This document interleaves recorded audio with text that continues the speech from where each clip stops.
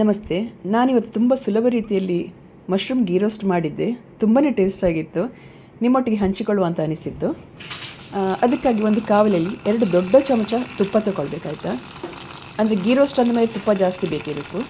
ಹಾಗೆ ಅದಕ್ಕೆ garlic ginger paste ಮತ್ತು ಕರಿಬೇವು ಉಂಟಲ್ಲ ಅದನ್ನು ಹಾಕಿ, ಅದು ಜಿಂಜರ್ ಗಾರ್ಲಿಕ್ ಪೇಸ್ಟ್ ಇದು ಒಂಥರ ಸ್ಮೆಲ್ ಹೋಗುವ ತನಕ ಚಿಕ್ಕ ಉರಿಯಲ್ಲಿ ಹುರಿಬೇಕಾಯ್ತಾ. ಸ್ವಲ್ಪ ತುಪ್ಪ ಜಾಸ್ತಿ ಇದ್ದರೆ ರುಚಿ ಆಗ್ತದೆ. ಇನ್ನು ಕರಟೋದಿಲ್ಲ. ಓಕೆನಾ? ನೋಡಿ, ಅರಿಶಿನ ಹೊಡಿ, ginger garlic paste, mushroom cut ಮಾಡಿ ಇಟ್ಟಿದ್ದೇನೆ. ಓಕೆಯಾ? ಈಗ ಇದನ್ನು ಸ್ವಲ್ಪ ಸ್ಮೆಲ್ ಹೋಗುವ ತನಕ ಹುರಿದು ಅದಕ್ಕೆ ಅರಿಶಿನ ಹೊಡಿ ಸ್ವಲ್ಪ, ಒಂದು ಅರ್ಧ ಚಮಚ. ಹಾಗೆ ಇದು ಗೀ ರೋಸ್ಟ್ ಮಸಾಲ ಆಯಿತಾ. ಯಾವುದಾದ್ರೂ ನಿಮಗೆ ಇದು ಉಂಟಲ್ಲ, ಯಾವುದಾದ್ರೂ ಆಗ್ತದೆ. ಗೀ ರೋಸ್ಟ್ ಮಸಾಲ ನಿಮಗೆ ಖಾರ ಬೇಕಾದರೆ ಸ್ವಲ್ಪ ಜಾಸ್ತಿ ಹಾಕಿ. ನಾನು ಒಂದು ದೊಡ್ಡ ಚಮಚ ಇಲ್ಲ 1.5 ದೊಡ್ಡ ಚಮಚ ಹಾಕಿದ್ದೇನೆ. ಇಷ್ಟು ಇದಕ್ಕೆ ಆಯಿತಾ. ಇಷ್ಟು ಮಾಡುವಾಗಲೇ ನಿಮಗೆ ಎಷ್ಟು ಪರಿಮಳ ಬರ್ತದೆ ಗೊತ್ತಾ. ಒಮ್ಮೆ ನೀವು ಮಾಡಿ ನೋಡಿ. ನಾನು ಸ್ವಲ್ಪ ಅದು ಎಣ್ಣೆ ಕಮ್ಮಿ ಆದರೆ ಕರಟ್ತದಲ್ವ, ಅದಕ್ಕಾಗಿ ನಾನು ಪುನಃ ಸ್ವಲ್ಪ ತುಪ್ಪ ಬೇಕಾದರೆ ತುಪ್ಪ ಹಾಕ್ಬೋದು. ನಾನು ಸ್ವಲ್ಪ ಎಣ್ಣೆ ಹಾಕಿದೆ, ಅದು ನಿಮಗೆ ತೋರಿಸ್ಲಿಕ್ಕಾಗಿ ಆಯಿತಾ. ಅದರ ನೆಕ್ಸ್ಟ್ ಕಟ್ ಮಾಡಿ ಕ್ಲೀನ್ ಮಾಡಿಟ್ಟ ಮಶ್ರೂಮನ್ನು ಹಾಕಿದೆ.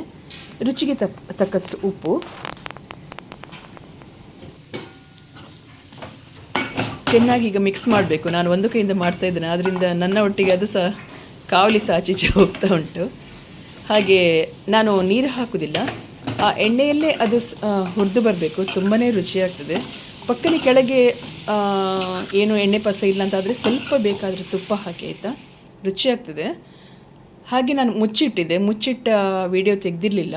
ಮುಚ್ಚಿಡುವಾಗ ಸ್ವಲ್ಪ ನೀರು ಬಿಟ್ಟು ಕೊಡ್ತದೆ, ಅದರಲ್ಲೇ ಊಟ ಮಾಡ್ಬೋದು. ನಿಜವಾಗಿ ಹೇಳ್ತೇನೆ, ತುಂಬಾ ಟೇಸ್ಟಾಗಿತ್ತು.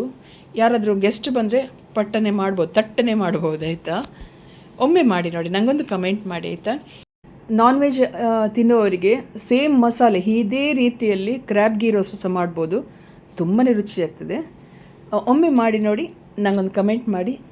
ಖುಷಿಯಾದರೆ ಖುಷಿಯಾಗಿರಿ, ನಗ್ತಾ ಇರಿ. ಒಳ್ಳೆಯದಾಗಲಿ. ಬಾಯ್. ಸಬ್ಸ್ಕ್ರೈಬ್ ಮಾಡಿದ್ರೆ ಒಂದು ಸಬ್ಸ್ಕ್ರೈಬ್ ಮತ್ತು ಲೈಕ್ ಕೊಡಿ ಆಯಿತಾ. ಓಕೆ, ಬಾಯ್.